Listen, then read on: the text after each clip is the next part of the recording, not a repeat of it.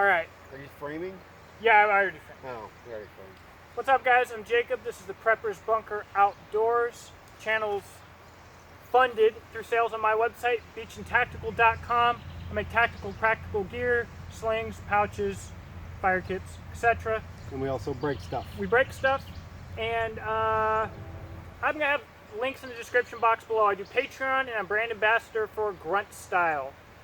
Justin has some social media pages. I do. Yeah, Instagram, Facebook. We're going to put those in the description box as well. Make sure to give him a follow. We're going to talk today about... It's Tactical Tuesday today. All right, so we're talking to tactical people. It's also Taco Tuesday. It's also Taco Tuesday. So if you're a tactical guy and you train with your rifle, that means that you're in a survival situation, right? I mean, whether it's survival with your rifle, I mean, if you're going to be shooting at somebody, it's right. Like it's survival if you need it, right? It's survival at that point. You're trying not to die. Yeah. So, or I mean, you're trying to kill somebody, but if you're trying to kill someone, at this point you're still trying not to die. Right. So, survival knives are kind of an important deal for tactical stuff. And there's kind of two different definitions for what a survival knife is, and that's what we want to talk about today because there's a lot of confusion here.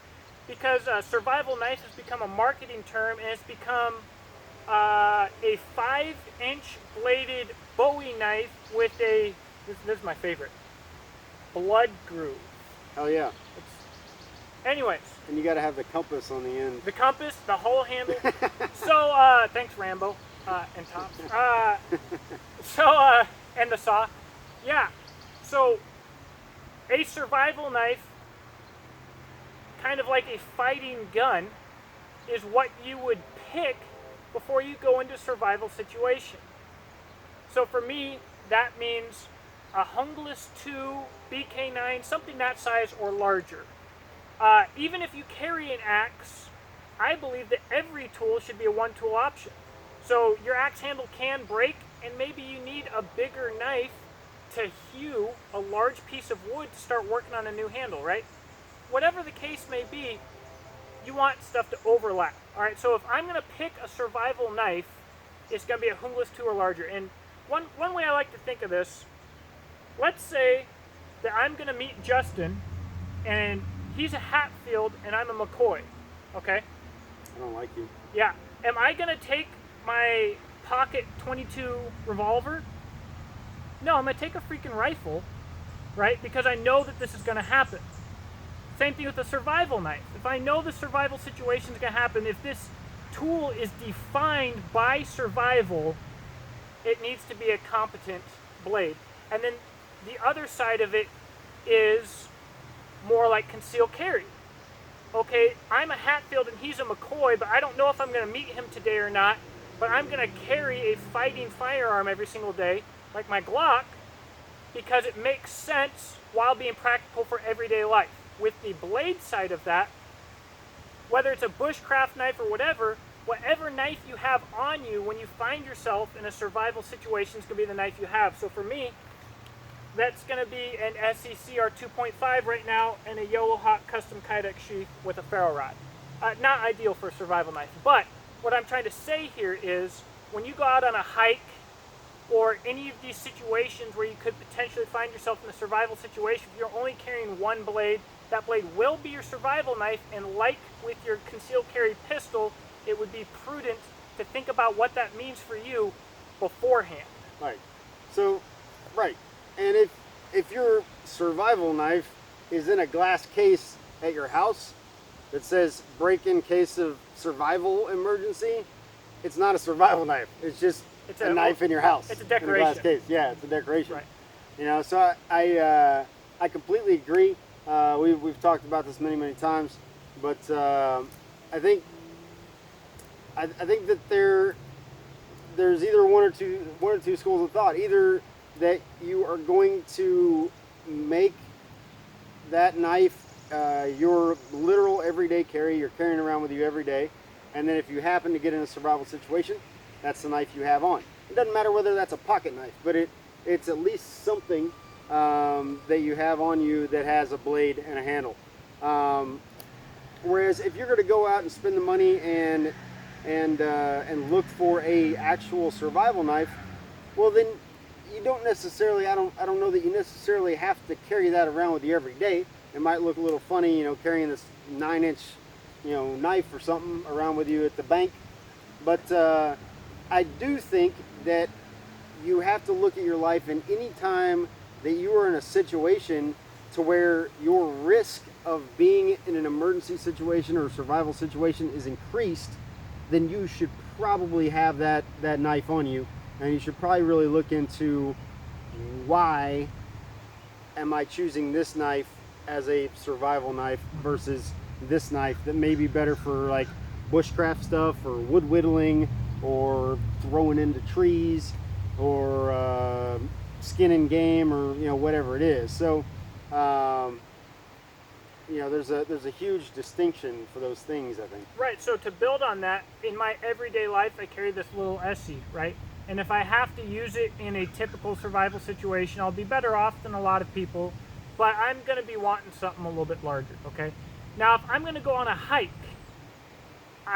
depending on the length of the hike, I have raised the chances that I find myself in a survival situation.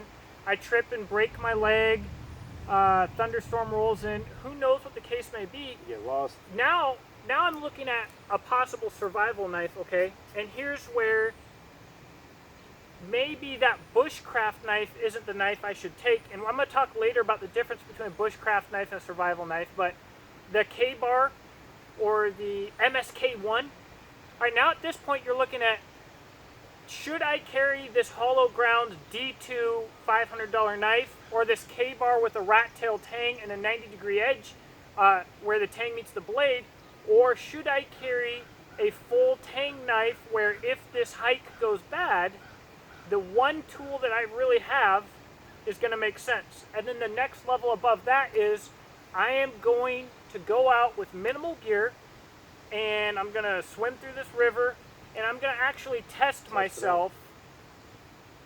So that's to extrapolate, I guess, on what Justin was saying. You kind of got 3 different levels there. And to me, the definition of a survival knife is level number 3. A survival knife is a knife that is designed and intended to be used for survival. And then the other kind of definition for a survival knife is the knife that you have on you, and if you get to choose what knife that is beforehand, especially if you're only carrying one knife, make it a practical one. Right. And I'm not saying anything crazy. I'm not saying that you have to bring a Becker BK2 or an SE5 that's a 1/4 inch thick, right? Because as we've shown on this channel, even the K-Bar will take a lot of abuse for regular tasks. But when you talk about a knife like the Hungles 2, you're not going to break it. At 3/16 of an inch thick, it ain't breaking. So here's the thing, the distinction. I love Moras. I'm going to be honest. Like, when I think of the price versus... Yeah, they're crazy hard to beat. Yeah. Yeah, it's cheaper there. But see, if I'm going bushcrafting, I'm going camping, there's the survival possibility there. Car breaks down, no cell reception, whatever. But if I'm going bushcrafting, I am crafting in the bush, right? So I'm probably camping, I brought my car, I've got a tent, I've built a shelter, I've got axes, I've got knives. At that point, carrying a bushcraft knife is fine, even if it is that little stick tang or this or that or the other. You've got all of these tools. It's when you go out and you don't have all of those tools and something bad happens that the particulars of the knife that you carry deserve some forethought. Right. So, all right. So what are you looking for, Justin? So, for me, I've kind of gone back and forth on varying degrees of different things. It really depends for me what I'm going to do. So, as you all know, after we tested the Hungles Jungles 2, however you want to say it, I went out and got one. I love that thing to death. So if we're out on one of our outings, going out in the woods and floating down the river or doing this or the other thing, chances are pretty high I'm going to take that big knife, right? Because it makes everything so much easier to be able to do that, and I know that it's not going to break. I know that during anything, until I go on to absolute ridiculous mode, I know that it's not going to break. Now, if I am in my everyday life, I might not want to be carrying that thing around. You know what I mean? I might not want to be eating lunch at the deli down the road with this giant Baldric sling, this giant knife slung on your and back. Yeah. I might get some weird looks, right? So I might go down to something depending on where I'm at, like my little Swiss Army pocket knife. Yeah. Or this or that or the other thing, or a smaller knife like what you have. So for me, it really depends on the situation, but I try to always try to kind of think about what is the worst that could probably happen in the current situation that I'm putting myself in, right? So if I'm out and about and like I said before, that likelihood jumps up to where, okay, I might get hurt out here, I might get stranded out here, I might get turned around or lost, or whatever, and I need a tool that can perform at a certain level. Well, then hopefully I'll have the forethought to be able to bring that tool with me. If I'm just driving around town, then that likelihood is probably a little bit lower, unless we talk like getting in a car accident, breaking a window, something like that. But for me, it really is about the forethought aspect of it, and I think that's what some people miss. They think that they're gonna have this crazy knife or this crazy whatever, this $500 amazing survival knife, but they don't carry it around with them. Right. You know what I mean? They keep it in a safe. Yeah, and so they don't know how it can perform. One, if they were to get in a bad situation, because they've never really taken out and used it other than to do some feather sticking or something like Instagram. that. For Instagram. And not only did not know how it's going to perform in stressful situations, but they also don't know how they're going to perform in stressful situations. And if I think people have this fantasy. I was talking about in my class the other night. People have this fantasy notion of a survival situation and how they're going to get into that in the first place, right? So chances are, for most people watching this, you are not going to be flying in a small plane that has 3 people in it, and down in South America or somewhere, and get into a plane crash and you're the only one that survives and you're out in the middle of the jungle, right? You're probably not doing that kind of stuff in your daily life. So I think we really have to think about, well, one, do I need a survival knife? Right. Do I need one? And if you never go into the woods, probably not. I mean, I hate to say it like that, but you might not. If all you're doing is sitting out in your backyard and watching the squirrels and whittling some wood, you probably don't need a survival knife to do that. If you want to have a survival knife, go for it.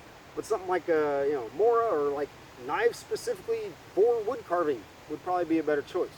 The reason that people like myself and Jacob and other people tend to look really long and hard at picking good survival knives is because we are out doing things on a regular basis that very easily could end up in a survival situation. Even if it's a planned excursion, where me and him go out and do an overnighter, and and go to test some gear or practice something, that very easily could end up with one of us hurt or lost, or some kind of crazy something. Yeah, you know like what I when mean? some retard picks up a copperhead Right. out of the water. Right. Yeah. Baby Or copperhead. or I'm trying to climb a cliff by sticking a rock in a notch.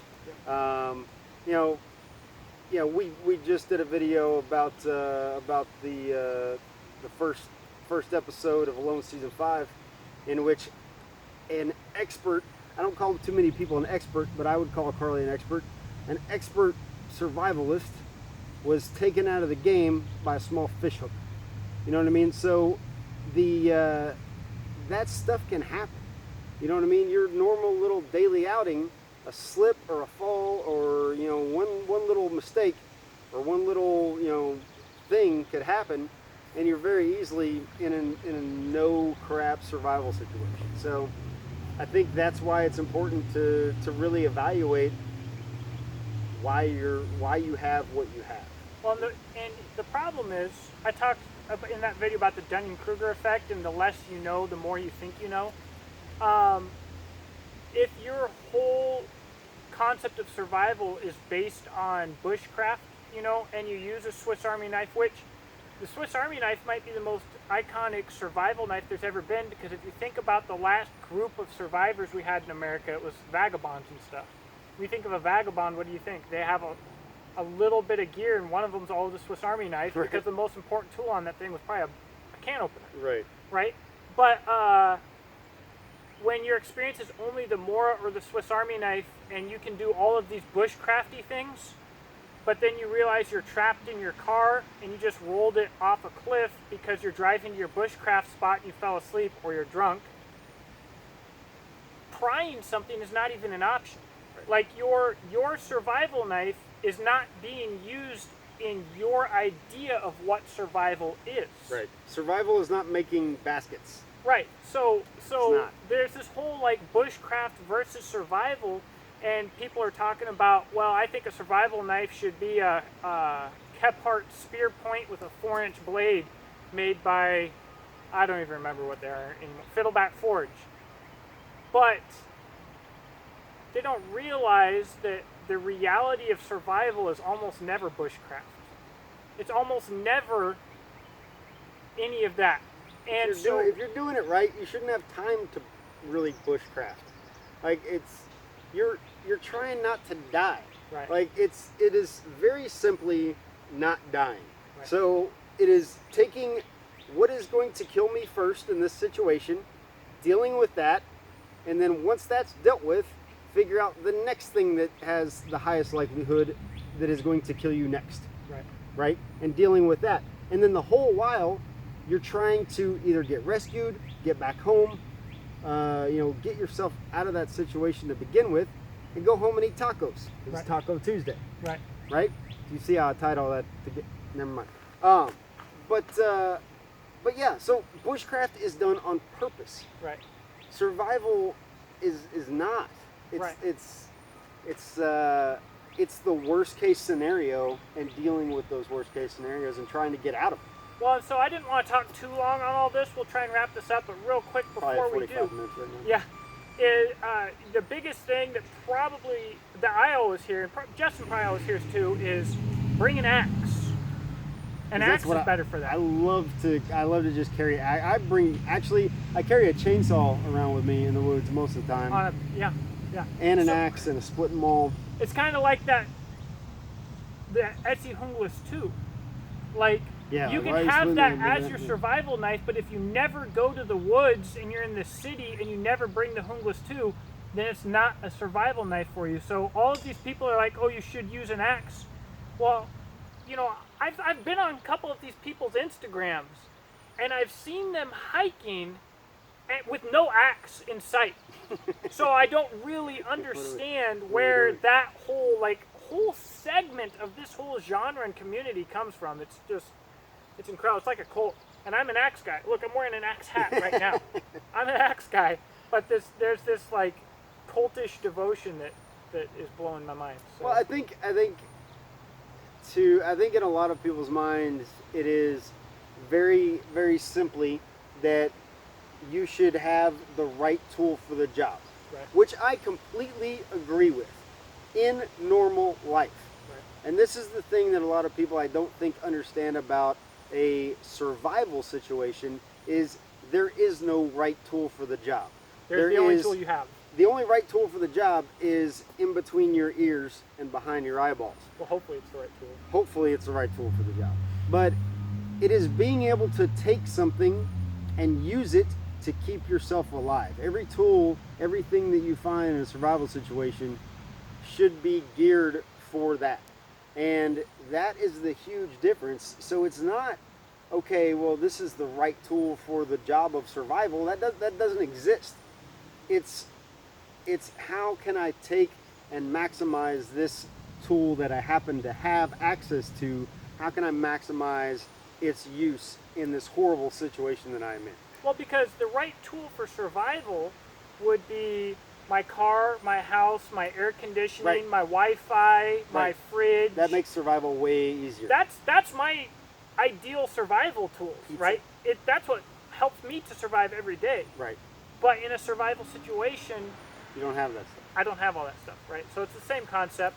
So basically, what I think I would like to impart to people is if you're going on a hike or a camping trip and you're bringing minimal tools, give some consideration to what you bring, because people want to bring tools that unnecessarily have weaknesses and say, oh, but I won't use the knife that way in a survival situation. Well, I guarantee you right now that you will use that knife however you have to use that knife if you think that it's going to keep you alive, Yep. right? Or you'll die. Right. Either one. So if you're going on a hike and you've just brought your belt knife, give that some consideration, especially if it involves an urban situation or a vehicle or something else, because that's actually probably when you need the most knife. In fact, having that more pry bar-ish knife, if it's going to be in a box somewhere, that box should probably be in your car, right? If it was going to be appropriate anywhere, Right. that would probably be the one spot where it's appropriate. So let's get away from the marketing concept of a survival knife. Let's think practically, and a bushcraft knife. Let's think practically, carry tools that make sense. I mentioned the MSK1 earlier. Well, for the weight, you can have a knife twice the size.